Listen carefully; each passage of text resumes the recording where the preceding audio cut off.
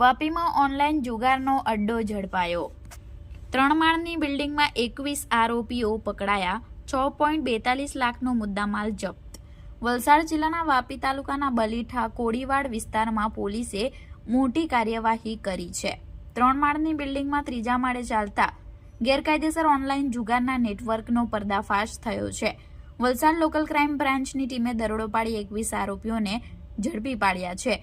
પોલીસે આ કાર્યવાહીમાં 9 computer laptop, 78 mobile phone, 67 ATM card અને 49 પાસબુક જપ્ત કરી છે।